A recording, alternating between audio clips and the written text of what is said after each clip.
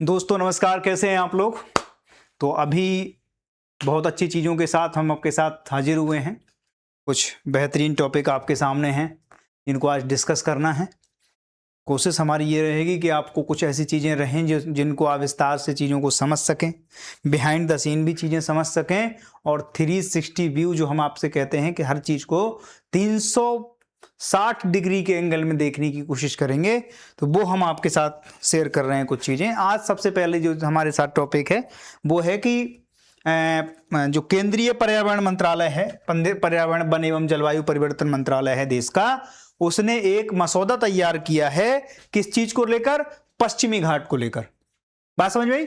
पश्चिमी घाट को लेकर एक मसौदा तैयार हुआ। इस मसौदे में क्या चीजें हैं? ये कौन सा नंबर का मसौदा? इस 7वें नंबर का मसौदा है। आज तक 6 मसौदे आए हैं, उनमें क्या हुआ? किस चीज के मसौदे हैं? क्यों लाए जा रहे हैं? क्या केंद्र और राज्यों के बीच में डिस्ट्रीब्यूट है? और यहां पर जब हम कहते हैं केंद्र और राज्य, तो इसमें यह नहीं है कि बीजेपी और कांग्रेस का। यहां पर कई ऐसे राज्य हैं जो बीजेपी शासित भी हैं, लेकिन फिर भी वो इन चीजों का क्या कर रहे हैं? विरोध कर रहे हैं। उनकी विरोध के कारण क्या हैं? उनकी अपनी समस्याएं क्या हैं? किन चीजों के अधिकारों को लेकर यहां पर बात ठनी हुई है और क्या चीजें हैं? तो इसके हम पीछे बिहाइंड द सीन जो है, इसके पीछे की पिक्चर अपन क्या करने की कोशिश करेंगे, आप जानने की कोशिश करेंगे। सबसे पहले जब भारत का फिजिकल मैप हम देखते हैं, फिजिकल मैप में क्या चीजें मुख्यतः, एक तो हिमालयन जो हमारा माउंटेन है उसके निर्माण के बारे में हम पढ़ते हैं, ठीक है। एक पढ़ते हैं हम पठार के बारे में, पठार जो पेनिनसुला हमारे बीच का जो है उसके बारे में जब हम पढ़ते हैं तो वो पठार कैसा है? वो है आपका सह्याद्री पर्वत से पश्चिमी घाट जो चालू होता है और वो जाता है कहां पर? नीलगिरी की पहाड़ियों तक, ठीक है। उसमें कई नदियां हैं बीच बीच में, ठीक है, जैसे गोदावरी नदी हो गई, है ना। रेड ले लेते हैं इसको। गोदावरी नदी का उद्गम स्थल इसी जगह पड़ता है, पश्चिमी घाट पे, ठीक है। आप देखो कृष्णा नदी भी है, कावेरी भी है, और ये सारी की सारी नदियां जो पश्चिमी घाट की होती हैं वो क्या बनाती हैं? आपने ये पढ़ा होगा। इसी घाट में जो भारत का पश्चिमी घाट है, पश्चिमी घाट में कोई भी नदी जब जाती है तो वो क्या करती है? वो एस्चुरी बनाती है। और जो पूर्वी घाट की ओर नदियां गिरती हैं वो क्या बनाती हैं? डेल्टा बनाती हैं। ये कॉमन सी पे अपन को छोटा बेसिक तो पता हो गई, ठीक है। इसके बाद थोड़ा एडवांस में चलते हैं अपन, ठीक है। केंद्रीय पर्यावरण एवं जलवायु परिवर्तन मंत्रालय ने 27 जुलाई 2026 को पश्चिमी घाट ESA, ठीक है, का 7वां मसौदा तैयार किया। अब ESA क्या है वो हम अगले में थोड़ा उसमें समझेंगे। ये अधिसूचना पर्यावरण संरक्षण अधिनियम 1986 की धारा 3(3) के तहत क्या की गई है? हमने 1986 में एक पर्यावरण संरक्षण जो है अधिनियम वो किया था, लागू किया था इस देश ने, जिसमें हम सारी की सारी जो हमारी रेयर स्पीसीज खत्म हो रही हैं, कोई ऐसे जगह है जहां इकोलॉजी वगैरह खतरे में है, उनके संरक्षण के लिए हमने 1986 में एक क्या बनाया? एक्ट बनाया। और उसकी धारा 3(3) में क्या लिखा है? इस मसौदे के तहत हमने इसी धारा के तहत ये मसौदा तैयार किया है। इसकी अधिसूचना 60 दिनों के भीतर जन सुझाव और आपत्तियां आमंत्रित की गई हैं। इसमें क्या होता है, कोई भी मसौदा जब हम तैयार करते हैं ना तो बहुत सी कमेटियों से होकर गुजरता है, उसमें फिर आपकी चीजें भी अपेक्षित रहती हैं। और मैं आपसे निवेदन करता हूं, जब भी आप लोग इस तरीके से चीजें हैं, अवेयर होकर अपन को क्या देना है? सुझाव देना है। कई बार हो सकता है PMO में है ना, पर्यावरण मंत्रालय है, या आपका नीति आयोग है, आपको कोई भी चीज ऐसी लग रही है देश में, एक अवेयर नागरिक के तौर पर कि ये इशू है और इसके सुझाव में आप कुछ ऐसी चीजें हैं जो देना चाह रहे हैं, और अगर वो अच्छी चीजें रहीं, आप मेल कर सकते हो। आप उनके कई बार कुछ ऐसे डिजिटल प्लेटफॉर्म वो लागू करते हैं, कई बार कुछ ऐसी वेबसाइट वगैरह वो लॉन्च करते हैं जिस पर सुझाव क्या होते हैं? आमंत्रित होते हैं। अब आपने आमंत्रित किया, राज्यों के सुझाव हैं, प्राप्त सुझावों पर विचार करने के बाद राज्यवार अधिसूचना जारी की जाएगी, ठीक है। अब इसमें कई पॉलिटिकल पार्टी हैं, एक्टिविस्ट हैं जो पर्यावरण के संरक्षण के लिए काम करते हैं, है ना, सेल्फ हेल्प ग्रुप हैं, वो सारे के सारे लोग क्या करते हैं? सुझाव देते हैं। आम जनमानस भी इसमें सुझाव दे सकता है, ठीक है। तो उसके बाद सरकार क्या करती है? नीति वगैरह अपनी डिसाइड करती है उसके बाद, ठीक है। आप देखो, यह पहल पश्चिमी घाट के अनमोल पारिस्थितिकी तंत्र के संरक्षण के साथ साथ स्थानीय समुदायों के सतत विकास को संतुलित करने की दिशा में एक महत्वपूर्ण कदम है। अब सोचो आप, पश्चिमी घाट का तथ्य क्या है कि यह 1500 किलोमीटर लंबी एक पर्वतमाला है, हिमालय से भी अधिक प्राचीन है। ये ज्यादा है, हिमालय तो अभी नया है, ठीक है। तो ये देखो आप, आप देखो यूनेस्को की क्या है विश्व धरोहर स्थल को उसमें सूची में क्या किया गया है, इसको जगह मिली हुई है 2012 में। ये धरोहर स्थल है यूनेस्को की, ठीक है। दुनिया के 8 प्रमुख जैव विविधता हॉटस्पॉट में से एक है, टॉप 8 साइट है ये दुनिया की जो जैव विविधताओं बायोडाइवर्सिटी जो है उसमें टॉप 8 में आती है। बात समझिए कितनी ज्यादा सेंसिटिव जगह है अगर हम एनवायरमेंट इकोलॉजी के हिसाब से देखें तो, ठीक है। गोदावरी, कृष्णा, कावेरी और जैसी प्रमुख नदियों का उद्गम स्थल भी है। हजारों स्थानीय और स्थानिक वनस्पतियों और जीव जंतुओं का क्या है, निवास स्थान भी है। बात समझ में आ गई। तो ये सारी की सारी चीजें इतनी ज्यादा उससे रिच है ये। और उसके बाद हमने क्या किया, इसके लिए ऊपर मसौदा तैयार किया। अब आप देखो इसमें देखो कितने राज्य जुड़े हुए हैं। गुजरात से चालू हो रही है, महाराष्ट्र है, गोवा है, कर्नाटका है, तमिलनाडु है और केरला है। यानी 6 राज्यों से होकर ये पूरी की पूरी पर्वतमाला क्या होती है, गुजरती है। पश्चिमी घाट पारिस्थितिकी तंत्र कितने 6 राज्यों से होकर गुजरता है। अब आप देखो इसमें कुछ और चीजें हम चल रही। 2011 में इस देश ने क्या किया, इसके रख रखाव के लिए कमेटी बनाई गई 2011 में, जिस कमेटी का नाम क्या था, गाडगिल कमेटी। बात समझ में आई। गाडगिल कमेटी कब बनी, 2011 में। उसने इसकी परिस्थिति को रोकने के लिए, चूंकि वो क्या थे, वो बहुत बड़े एनवायरमेंट में वो पर्यावरणविद थे, एनवायरमेंटलिस्ट थे, और उनका काम क्या था, वो उनका नजरिया थोड़ा दूसरे तरीके का था। तो उन्होंने फिर सारी की सारी चीजों को किस तरीके से, वैसे होना वही चाहिए जो उन्होंने दिया है, पर क्या वो पॉसिबल है, लोकतंत्र है हमारे यहाँ, जिस तरीके का क्रैकडाउन वो मांग रहे थे कि इस तरीके से आप क्या कर सकते हो, चीजों को आगे ला सकते हो, वो सारी की सारी चीजें हमारी डेमोक्रेसी में कम से कम संभव नहीं है। तो फिर क्या हुआ, 2013 में एक और कमेटी बनाई गई, जिस कमेटी का नाम था कस्तूरी रंगन कमेटी। बात समझ में आई। उन्होंने कहा कि भाई थोड़ा लचीली चीजें बनाओ। ये तो बिल्कुल स्ट्रेट फॉरवर्ड बात करते हैं, गाडगिल साहब क्या कर रहे हैं, स्ट्रेट फॉरवर्ड बात करते हैं। ये कह रहे हैं कि साहब अपने आप को इतना तोड़ दो, जैसे जैनिज्म है, जैनिज्म क्या कहता है, वो सैचुरेशन पे मतलब सुप्रीम, उसकी सुप्रीमेसी की बात करता है कि भाई आप भजन या अपने ध्यान में या अपने विधि विधान में इतना तोड़ दो खुद को कि तोड़ते तोड़ते खुद ही मर जाओ। लेकिन बौद्धिज्म के नहीं नहीं नहीं, ऐसे नहीं करना है, मध्यम मार्ग अपना लेते हैं। ना तो बिल्कुल गिरी हुई मामला रहेगा, ना इतना ज्यादा ऊपर जाना है अपन को कि सीधा हेडोरा आ जाए और अपन को ऊपर लेके चला जाए। अपन को बीच में रहना है, मतलब अपन को भगवान भी नहीं बन जाना है और आदमी मतलब वो वाले भी नहीं बने, ठीक बीच का रास्ता, ठीक है। तो गाडगिल साहब के बाद कस्तूरी रंगन साहब ने खैर वही किया। आप देखो सबसे पहले तो जो इकोलॉजिकल सेंसिटिव एरिया क्या होता है उसके बारे में हम चर्चा कर लेते हैं। जब हम कहते हैं ESA कैसे डिसाइड होता है, क्या चीजें हैं, ऐसे भौगोलिक क्षेत्र जो अपना पारिस्थितिकी, जैव विविधता, परिदृश्य, जल स्रोत, मृदा संरक्षण और पर्यावरणीय सेवाओं के कारण विशेष संरक्षणता प्राप्त करते हैं, इसको क्या कहते हैं, इकोलॉजिकल सेंसिटिव एरिया, ESA। बात समझ में आ गई। अब देखो कानूनी आधार क्या है ESA का, कि ये पर्यावरण संरक्षण जो है 1986 से पावर जनरेट करता है। और इसकी धारा कौन सी है, धारा 3 का सबसेक्शन जो है 3, वो इसमें क्या करता है, इसको इस चीज के अधिकार प्राप्त है यहां से, ठीक है। अधिनियम एक एक्ट हमने पारित किया 1986 में, उसकी जो धारा 3 का सबसेक्शन 3 है उससे क्या कर रहे हैं हम, यहां पर संरक्षण की ताकत दे रहे हैं इसको, ठीक है। अब देखो आप बफर जोन की अवधारणा भी है, संवेदनशील क्षेत्रों की चारों ओर सुरक्षा कवच ताकि नकारात्मक प्रभाव कम हो सके, इसके लिए क्या किया गया है, इस चीज को एक बफर जोन के रूप में देखा जाता है कि भाई वहां पर कोई भी चीज, कोई भी एक्टिविटी नहीं होगी। अगर कोई ESA क्षेत्र है यानी कि इकोलॉजिकल सेंसिटिव एरिया है, वहां पर माइनिंग नहीं होगी, वहां पर आप बस नहीं सकते हो, वहां पर चीजें इस तरीके से नहीं होती जैसी नॉर्मल जिंदगी हमारी शहरों में चल रही है। बात समझ में आ गई। तो उसके कुछ नियम कानून हमने बनाए हैं, ठीक है। प्रकृति संरक्षण हमारा दायित्व है, ESA का ये कहना है। अब इसमें प्रतिबंध क्या है, खनन, बड़े का नाम से जो है उद्योग, कटाई, भूमि परिवर्तन, आप किसी भी जगह को क्या नहीं कर सकते, जोत के वहां खेती नहीं करने लगोगे, ठीक है। तो ये सारी की सारी चीजें क्या है, प्रतिबंधित लगेंगी। नियंत्रणीय विनियमित गतिविधियां क्या है, निर्माण, पर्यटन, सड़क परियोजनाओं को पर्यावरणीय मानकों के साथ अनुमति है। अब जैसे किसी चीज को क्या करना है, निर्माण करना है, तो यहां पर क्या है, नियंत्रित और विनियमित गतिविधियां हैं। मतलब ऐसा नहीं कि कई जगह ऐसे है कि बिल्कुल ही आपने वो दे दिया, उसके एरिया बटे होते हैं। ये बफर जोन है, एक कोर जोन है, कोर जोन में कोई एक्टिविटी नहीं होगी।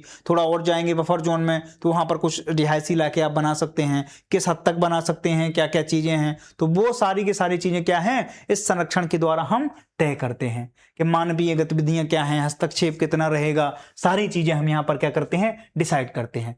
वेस्टर्न घाट इकोलॉजी एक्सपर्ट पैनल है ना, रिपोर्ट जो 2011 की थी है ना, गाडगिल समिति उसमें थी। अब देखो आप, मानदंड क्या है, प्रस्तावित कुल क्षेत्र है, कवरेज भौगोलिक क्षेत्र है, दृष्टि है, शासन है, कृषि है ना, स्वीकारता, विकास दृष्टिकोण। अब देखो आप, गाडगिल समिति कब बनी, तो 2011 में हमने आपको बताया। कुल प्रस्तावित ईएसए क्षेत्र इन्होंने लिया 1,29,000 वर्ग किलोमीटर। इन्होंने कहा पूरा इसमें पेल दो, ईएसए क्षेत्र बना दो इसको, है ना, इकोलॉजिकल सेंसिटिव जोन बना दो इसको। ठीक है, अब अगर वहां पर ये सारी चीजें हो जाएं, 1,29,000 वर्ग किलोमीटर में अगर ये सारी चीजें कर दें आप, तो वहां माइनिंग नहीं हो पाएगी, वहां पर गतिविधियां नहीं हो पाई, इकोनॉमिक एक्टिविटीज पूरी तरह से क्या हो जाएंगी, नदारद हो जाएंगी। तो वहां पर वो भी हम करेंगे, क्योंकि कई जगह पे हमारे क्या हैं, हमारे कुछ आर्थिक हथियार भी जुड़े हुए हैं देश की इकोनॉमी को पंप करने के लिए। कुछ कई जगह पे हमारे पास कुछ अनमोल रतन है, वहां पर हमें माइनिंग करनी भी जरूरी होती है। तो इन्होंने कहा कि पूरे के पूरे क्षेत्र को ही क्या कर दो आप, बफर जोन घोषित कर दो। कुल भौगोलिक क्षेत्र का कवरेज जो था, जैसे जो कुल भौगोलिक क्षेत्र था ना, वो कह रहे हैं वेस्टर्न जोन जो है उसका 70 से 75% है, और इस पूरे के पूरे क्षेत्र को क्या कर दो आप, इकोलॉजिकल सेंसिटिव एरिया घोषित कर दो आप। ये थी गाडगिल समिति की क्या सिफारिश, जो कि आपकी धरातल पर चीजें पॉसिबल नहीं हो पाएंगी। आप, ठीक बात है, हम भी चाहते हैं पर्यावरण सुरक्षित रहे, आप भी चाहते हैं कि एक पेड़ मां के नाम लगे, लेकिन अगर इकोनॉमिक गतिविधियां रुक गई तो हाय अल्लाह तौबा करते करते आप ही यहां सड़कों पर उतरेंगे और फिर सारी की सारी चीजें फूंक देंगे। ठीक है, तो मैं उस चीज के कम से कम पक्ष में नहीं हूं।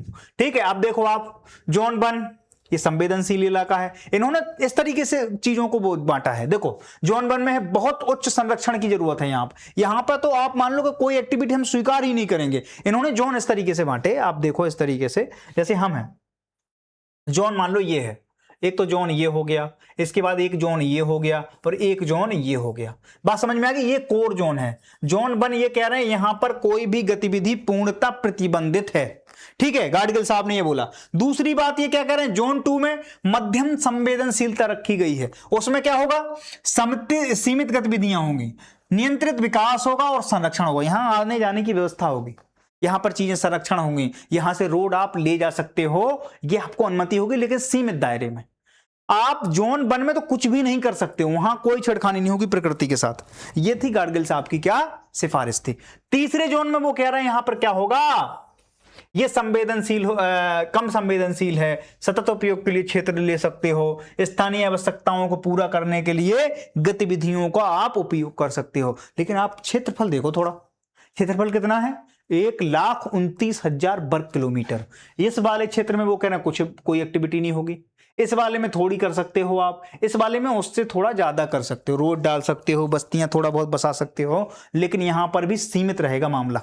बात समझ में आई। तो इन्होंने इस तरीके से अपनी सिफारिशें दी गाडगिल साहब ने। ठीक है, जो कि मुझे लगता है धरातल पे कभी पूरी नहीं हो पाएंगी, क्योंकि कई चीजें प्रैक्टिकली नहीं हो पाती हैं। सब चाहते हैं कि देखो देश में क्या स्वच्छ हवा बहे, कौन चाहता है कि ना बहे। ठीक है, अब देखो आप, ये क्या थी, ये जो रिपोर्ट थी पूरी की पूरी, ये सामुदायिक आधारित शासन जो थी, कम्युनिटी के आधार पे, मतलब जो वहां पर स्थानीय लोग हैं वो अपने हिसाब से काम करें, अपने जो भी उनकी चीजें हैं वो उस पर आधारित थी। जैव विविधता, पारिस्थितिकी तंत्र और स्थानीय समुदायों के अधिकारों को सुरक्षा पर बहुत ज्यादा जोर दिया इन्होंने। ठीक है, कि इकोलॉजिकल सेंसिटिविटी बनी रहे। ठीक है, दूसरी बात है कि वहां पर जो कम्युनिटी है उसके राइट भी सुरक्षित रहें। तीसरी चीजों पर इन्होंने क्या ध्यान दिया कि उनके पारिस्थितिकी तंत्र को भी आप कोई नुकसान नहीं पहुंचाएं, इस तरीके का हमारा जीवन। लेकिन पॉपुलेशन कितनी है अब, जब ये धरती बनी थी जब बहुत कम मानव थे इस धरती पे, अब आप देखो कि शहरीकरण कितनी जोर पकड़ रहा है, अर्बनाइजेशन कितने तरीके से मतलब रैपिडली फैल रहा है।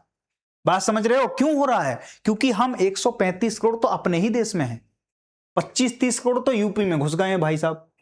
और आजादी के बाद इस देश में जो कुछ भी अच्छा हुआ उसमें विदेशी सहयोग माना गया। और जो कुछ भी बुरा हुआ उसमें विदेशी हाथ माना गया। एक ही चीज थी इस धरती पे इस देश के लिए, जो कुछ उसमें ना विदेशी सहयोग था कि हम 150 करोड़ 135 करोड़ से ज्यादा हैं, न तो इसमें विदेशी हाथ है न इसमें विदेशी सहयोग है।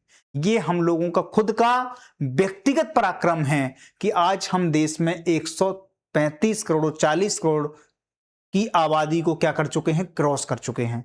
अब अगर हमें उसमें देखना पड़े तो सोचो हम यहां पर आदमियों के प्रतिबंध लगा दें, यहां जनसंख्या बढ़ रही है, क्या हो जाएंगे, कीड़े मकोड़ों की तरह मारे जाएंगे।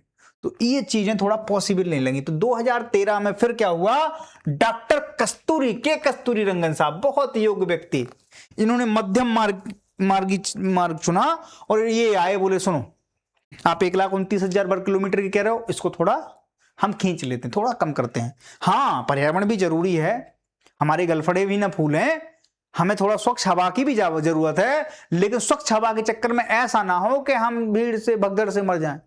तो उसके लिए क्या जरूरी है, सारी की सारी चीजें संतुलित जरूरी हैं। रिपोर्ट में क्या था कि high level working group LHWBG के द्वारा 2013 में एक रिपोर्ट प्रस्तुत की गई। इसमें क्षेत्रफल घटा दिया गया, क्षेत्रफल कर दिया केवल 59,940 वर्ग किलोमीटर।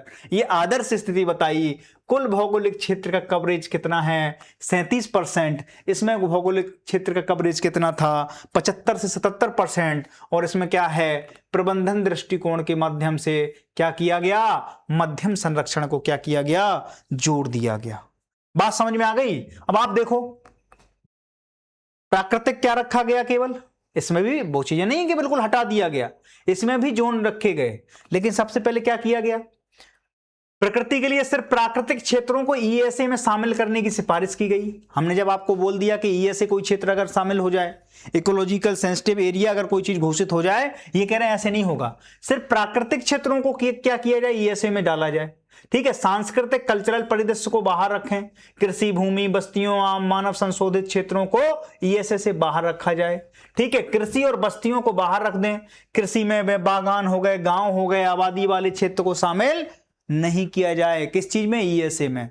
इकोलॉजिकल सेंसिटिव जोन अगर वो हमें यहां पर मिल जाए तो फिर क्या होगा, वहां पर हम गतिविधियां कर ही नहीं पाएंगे। हर चीज का कानून है, अगर आप इसमें डाल दें तो फिर कानूनन आप क्या कर सकते हो, गतिविधियां कर नहीं सकते हो।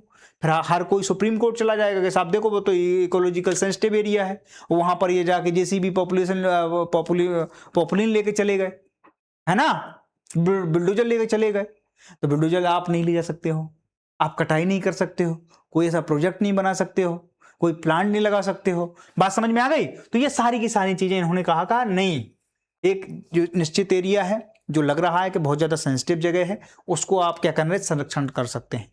और आप जो उसके बाहर हैं, बस्तियां बसी हैं, लोग बागान हैं, खेती कर रहे हैं, उनको इस पूरे के पूरी चीजों से बाहर रख दिया जाए। ठीक है, कल्चरल चीजों को अलग रखा जाए, है ना, कृषि और बस्तियों को बाहर रखा जाए, मध्यम स्तर का संरक्षण यहां पर लागू किया जाए, विकास और संरक्षण पर जोर दिया जाए। ठीक है, डेवलपमेंट और यहां पर संरक्षण पर क्या किया जाए, जोर दिया जाए, दो चीजों पे जोर दिया जाए, मतलब मध्यम मार्ग है यहां पर। ठीक है, अब देखो आप वर्ग किलोमीटर यहां पर गार्डगिल समिति और इसकी तुलना देख लो आप, क्षेत्रफल में भी कमी कर दी इन्होंने, है ना। अब देखो आप, गाडगिल साहब का जो दायरा था वो लगभग 2 गुना था।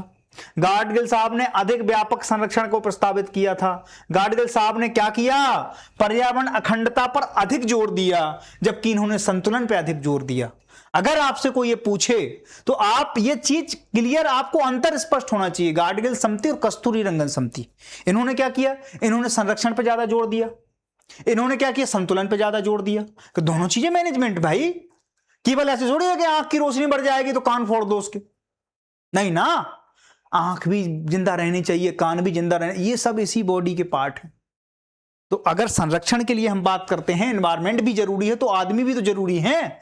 बात समझ में आ गई। तो इन्होंने पर्यावरण की अखंडता को ज्यादा जोर दिया, इन्होंने संतुलन की अवधारणा को ज्यादा जोर दिया। गाडगिल साहब ने स्थानीय समुदायों की भागीदारी को क्या किया, कम्युनिटी पे बहुत ज्यादा फोकस कर रहे थे कि वो आपस में ही कर लेंगे, वस्तु विनिमय प्रणाली से वो क्या कर लेंगे, मतलब हम आदमियों को आगे नहीं आने देंगे।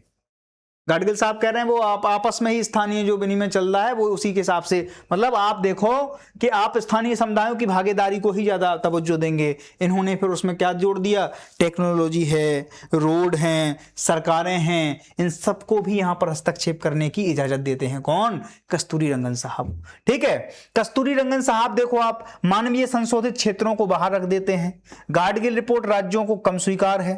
गाडगिल रिपोर्ट इसलिए भी स्वीकार है कि राज्य का विकास भी तो रुक जाएगा। हर राज्य को अपने विकास की भी तो चिंता है। क्यों?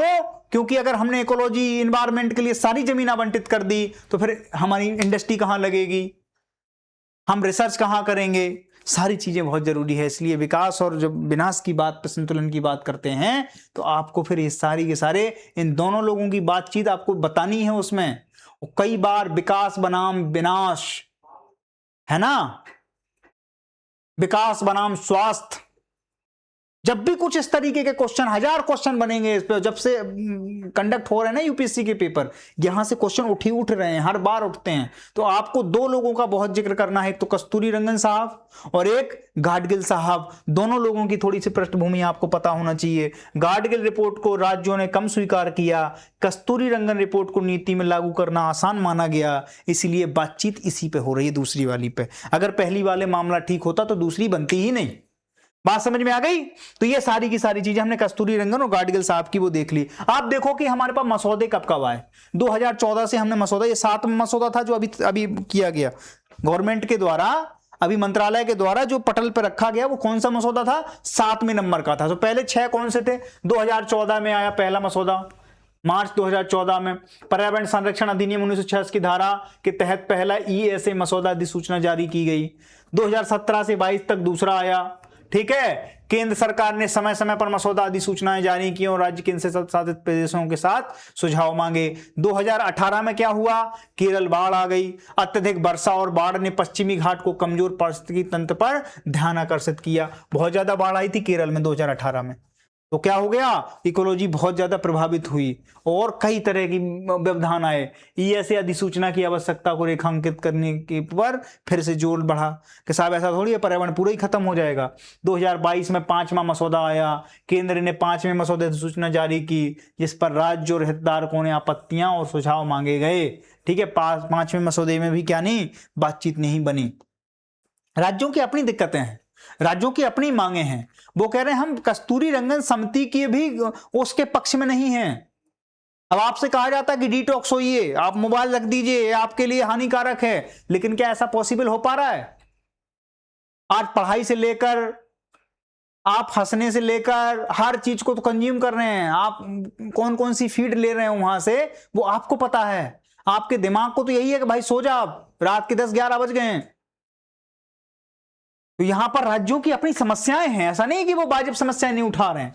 वायनाड भूस्खलन आया है ना 2024 में, केरल के वायनाड में विनाशकारी भूस्खलन से ESA अधिसूचना को शीघ्र सूचित करने की मांग की और तेज और बढ़ाई का नाम से चीजें हुई। 6ठा मसौदा कब आया? 2024 में ही आया। इसमें जारी किया गया जिसमें राज्यों ने अंतिम टिप्पणी मांगी थी, वो नहीं मिली उन्हें। ये वायनाड का जो भूस्खलन हुआ था, जहां से राहुल गांधी उस समय क्या थे? सांसद थे। ठीक है, तो वहां पर क्या हुआ? भूस्खलन आया था, बहुत नुकसान हुआ था। ठीक है, तो ये देखो आप, अब देखो 27 जुलाई 2026 को ये 7वां मसौदा भी तैयार किया गया। केंद्र ने 7वां मसौदा अधिसूचना जारी की। राज्य और केंद्र शासित प्रदेशों 60 दिन के भीतर आपत्तियां और सुझाव मांगे गए कि आपकी आपत्तियां क्या हैं और सुझाव क्या हैं। वो सारी की सारी चीजें यहां पर देखो। अब देखो विलंब क्यों हो रहा है इन चीजों में, इसका कारण समझो आप। केंद्र और राज्यों के बीच क्या है? परामर्श और सहमति में थोड़ा समय लग रहा है। राज्य अपना नेगोशिएशन कर रहे हैं कि यार हम क्या, सारी चीजें देखी जाती है ना, ये थोड़ी है कि उठाया मुंह पटक दिया, तलुआ से मार दी जीप। वहां पर पूरा एनालिसिस होगा कि इसके क्या परिणाम हैं, इससे क्या क्या नुकसान हैं, आर्थिक रूप से हमें क्या नुकसान झेलने पड़ सकते हैं। ठीक है, तो इकोलॉजिकल सेंसिटिव एरिया जब हम किसी चीज को घोषित करेंगे तो फिर वहां पर वो ओवरलैपिंग नहीं होगी। वहां पर अगर कुदाल, वो अलग बात है कि इलीगल चीजें रहें, लेकिन लीगली हम क्या कर सकते हैं, वहां कुदाल भी नहीं मार सकते हैं फिर, क्योंकि वो क्या हो गया, वो सेंसिटिव एरिया घोषित हो गया है, वो आप ही ने किया है, वो आप ही वहां पर कुछ नहीं कर सकते हो। सीमा विवाद भी है, ESA क्षेत्र की सीमाओं पर भी मतभेद है। कई राज्य अपनी कुछ और क्लेम करते हैं पर उनकी कुछ और सीमाएं हैं।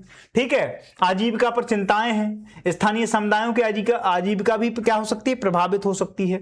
राजनीतिक विरोध है, विकास बनाम संरक्षण को लेकर राजनीतिक मतभेद हैं, कई एनजीओ हैं, कई सेल्फ हेल्प ग्रुप हैं जो इसके उसमें हैं, ठीक है, विरोध भी कर रहे हैं। अंतिम अधिसूचना अभी लंबित है, जब भी इस पे अंतिम अधिसूचना अभी चालू होगी, राज्यों की और केंद्र की जो डिस्ट्रीब्यूशन है वो खत्म होगा, आपसी सहमति बनेगी, तब जाकर क्या होगा, ये जो है ये आपके सामने लागू हो जाएंगी चीजें। राज्यवाद अधिसूचना पूरे पश्चिमी घाट को एक साथ नोटिफाइड करने के बजाय राज्य केंद्र शासित प्रदेशों के लिए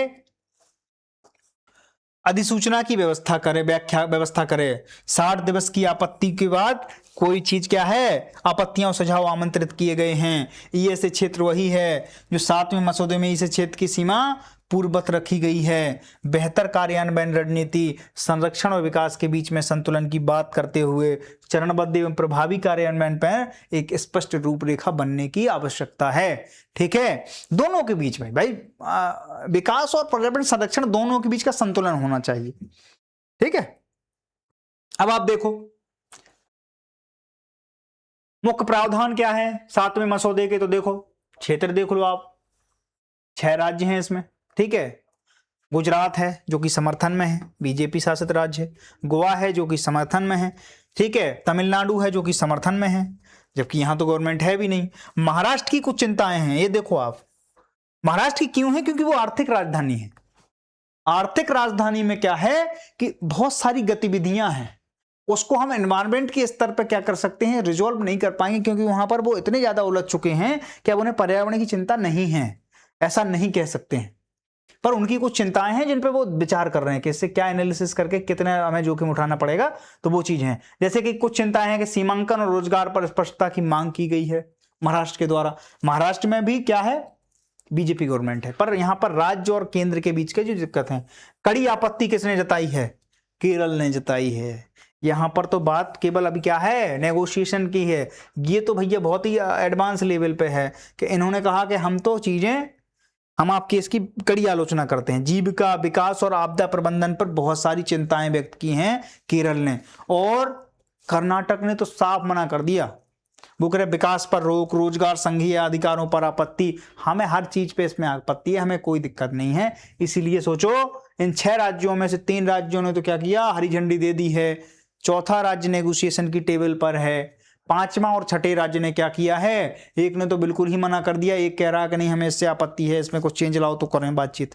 ठीक है, तो ये सारी की सारी चीजें हमने आपको बताई। अब ये से क्षेत्र में क्या क्या चीजें प्रतिबंधित हो जाती हैं, खनन बिल्कुल नहीं कर पाओगे आप, थर्मल पावर प्लांट नहीं लगा पाओगे, मुंबई के लिए तो बड़ी दिक्कत है खनन, है ना। रेड कैटेगरी के उद्योग जैसे होते हैं उनको नहीं लगा सकते आप, बड़े निर्माण कार्य नहीं कर सकते आप 20,000 वर्ग किलोमीटर में। जैव विविधता संरक्षण, परिस्थिति की सुरक्षा और सतत विकास की सुनिश्चित करने के लिए ये सारी चीजें आप कर नहीं सकते हो।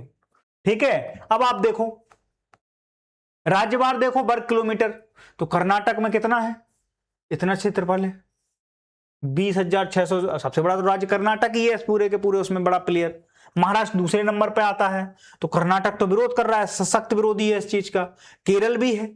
तो जो बड़े राज्य हैं, बड़े राज्य कम से कम इसमें नेगोशिएशन टेबल पर भी नहीं है, तो अब कैसे चीजें घूमो, तो उसके लिए 2 महीने का समय दिया है केंद्र सरकार ने 7वें मसौदे में, इसीलिए 6 मसौदे और आए हैं।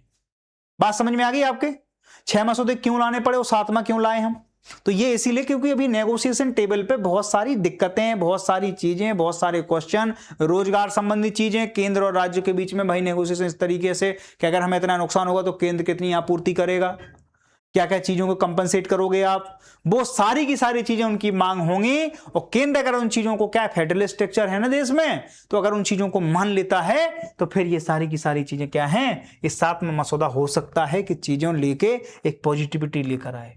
बात समझ में आ गई। अब देखो आप चुनौतियां क्या क्या हैं, पश्चिमी घाट का महत्व क्या क्या है, ये भी बड़ी चीज आप देख लो। जब हम कहते हैं कि वहां रोजगार है ना, कंपनी, खनन, सब कुछ जरूरी है, लेकिन इसमें और क्या क्या चीजें हैं, ये कितनी रिच है इकोलॉजिकली, तो देखो आप जैव विविधता भारत में 33% से अधिक इसी क्षेत्र में है।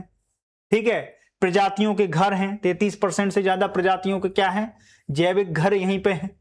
तो ये भी आप नहीं खत्म कर सकते हो, है ना। प्रजातियों का घर है, स्थानीय प्रजातियों से समृद्ध है ये। दूसरी बात है कि जल सुरक्षा, भारत की प्रमुख नदियों का उद्गम स्थल, करोड़ों लोगों के पेयजल की जरूरत यहां से पूर्ति होती है। मानसून समर्थक है, आप समझो कैसे है।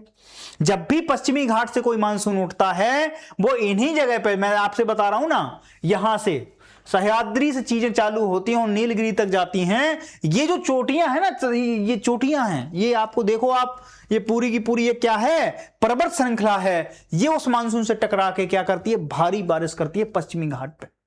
बात समझ में आ गई। तो मानसून समर्थक भी है, दक्षिण पश्चिम मानसून की नमी को रोककर वर्षा को बढ़ावा देती हैं ये, ठीक है। अब देखो आप, जलवायु परिवर्तन, कार्बन अवशोषित, कार्बन श्रिंक में क्या है, सहायक है क्योंकि रिच है। बायोडाइवर्सिटी बहुत सारी है, तो पेड़ क्या करते हैं, कार्बन डाइऑक्साइड को क्या करते हैं, सक कर लेते हैं, और ऑक्सीजन को क्या करते हैं, रिलीज करते हैं। तो आदमियों के लिए बेसिक नीड भी है। ऑक्सीजन की जितनी कमी होगी उतनी बॉडी में तरह तरह की चीजें होंगी, ठीक है। तो जलवायु परिवर्तन में बहुत ज्यादा ये महत्वपूर्ण जगह है, ठीक है। आपदा जोखिम न्यूनीकरण, मिट्टी संरक्षण, भूस्खलन व बाढ़ के जोखिम को कम करता है, पारिस्थितिकी संतुलन को बनाए रखता है। ये जगह जो है पश्चिमी घाट हमारा, ठीक है। तो ये इतनी महत्वपूर्ण चीज है, ये जो आपको दिख रही है सारी की सारी, ठीक है। ये पूरा पूरा कितना है, ये ऐसे क्षेत्र जो है 56,825.7 वर्ग किलोमीटर में। अभी इस पे बात भी चले। देखो आप, दूसरी चीज देखो आप, चुनौतियां क्या क्या है।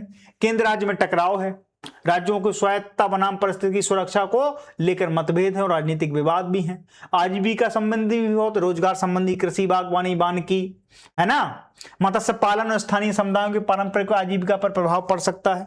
हमें उनके संरक्षण का भी ध्यान देना पड़ेगा।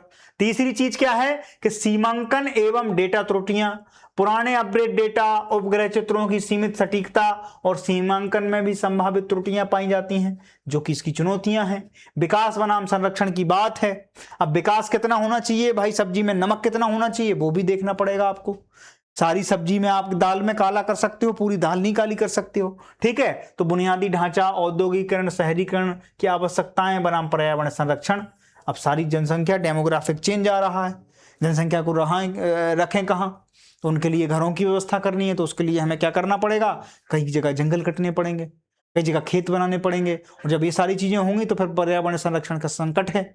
तो भाई विकास बनाम पर्यावरण संरक्षण, इस तरीके की चीजें हैं आपके साथ, तो उसकी भी चिंताएं हमारे साथ हैं। संतुलित वैज्ञानिक और सहकारी दृष्टिकोण के बिना ईएसए का प्रभावी क्रियान्वयन संभव ही नहीं है इस देश में। इसलिए सबसे पहले क्या करना पड़ेगा, हमें संतुलित वैज्ञानिक और सहकारी दृष्टिकोण को अपनाने की जरूरत है, ठीक है। अब देखो आप, मैंने सारी चीजें बता दी आपको, पर्यावरण संरक्षण अधिनियम बता दिया, यूनेस्को की हेरिटेज में है ये 2012 से, वो भी बता दिया। ईएसए हमने बता दिया कि 56,800 वर्ग किलोमीटर में फैला है, 7 राज्यों से 165 जिलों तक ये इसकी पूरी की पूरी क्या है, सीमा लगती है पश्चिमी घाट में, ठीक है। अब आप देखो आगे की राह क्या हो सकती है। पश्चिमी घाट केवल पहाड़ नहीं बल्कि भारत की जल और जलवायु और जैविक विविधता से भी बड़ा भरपूर है। राज्यवार अधिसूचना देखो आप, राज्यों के परामर्श से चरणबद्ध ढंग से अधिसूचना जारी करना, ठीक है। राज्यों से तो परामर्श चल ही रहा है 2014 से अभी तक। पारिस्थितिकी तंत्र सेवाओं के लिए भुगतान, वनों एवं जल स्रोतों के संरक्षण हेतु स्थानीय समुदायों को क्या करना चाहिए, प्रोत्साहन करना चाहिए। सामुदायिक सहभागिता, ठीक है, स्थानीय समुदायों, ग्राम पंचायतों और हितधारकों को। अब जब हम कहते हैं कि इसमें देखो कितने जिले, 165 जिले, ठीक है, तो उनकी सब जिलों के क्या, ग्राम प्रधानों में सबकी सहभागिता जरूरी है। वैज्ञानिक निगरानी, ड्रोन से निगरानी कर लो, है ना, रिमोट सेंसिंग कर लो, जीआई टैग से, है ना, और अध्ययन में सतत निगरानी व पारदर्शिता सुनिश्चित करना, सतत विकास की ओर हमारे सारे के सारी चीजें। अब यहां पर अगर हम पेड़ काट देंगे, सतत विकास का हमारा लक्ष्य क्या हो जाएगा। तो ये था हमारा आज का टॉपिक जो कि हमने आपके सामने रखा। अब अगर इसमें कोई 250 शब्दों का किसी तरह के, हर बार आता है यहां से क्वेश्चन, मैं आपको अगर इतनी गहराई में चीजों को समझाने की कोशिश कर रहा हूं तो उसमें आप ये मान के चलिएगा कि ये क्वेश्चन हमेशा बनता आया है, किसी ना किसी स्टेट पीसीएस में बनेगा, यूपीएससी में बन जाएगा, और उसमें क्या होगा, विकास बनाम संरक्षण की बात करेंगे, पर्यावरण संरक्षण की।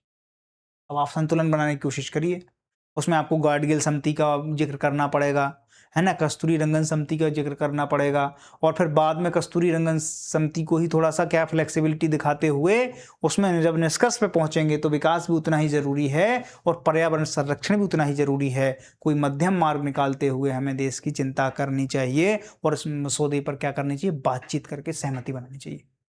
बात समझ में आ गई? तो ये सारी की सारी चीजें आज हमने आपको समझाई। कल फिर मिलेंगे इसी समय। Thank you.